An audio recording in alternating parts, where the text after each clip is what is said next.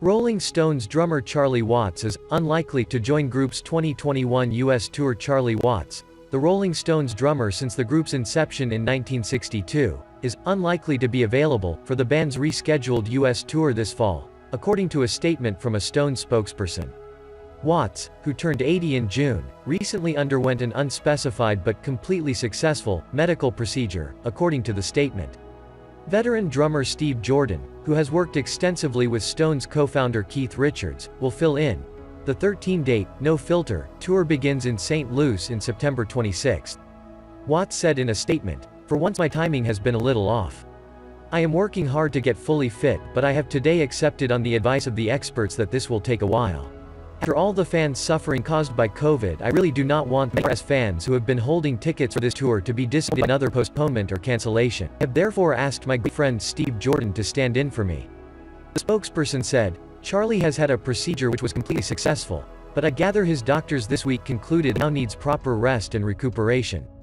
With rehearsals starting in a couple of weeks, it's very disappointing to say the least, but it's also fair to say no one's coming."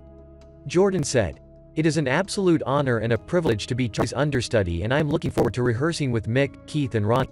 No one will be happier than me to give up my seat on the drum riser as soon as Charlie tells me he is good to go." Virtually from the group's inception, Richards and Watts have been the core of the Rolling Stones' instrumental sound.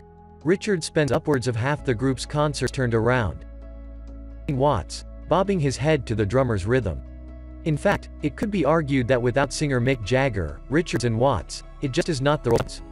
Although the group lost no momentum after Bill Wyman, its bassist for 30 years, departed in December 1992, Watts is different.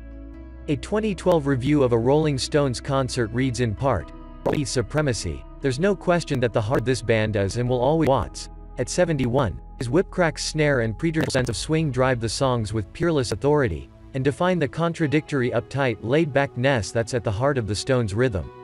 Unlike certain other members of the Stones, Watts generally has been healthy throughout the group's career and played on around 95% of its six-decade official catalog. He was stricken with throat cancer in 2004 but successfully recovered, and suffered from substance abuse in the 1980s but beat that as well.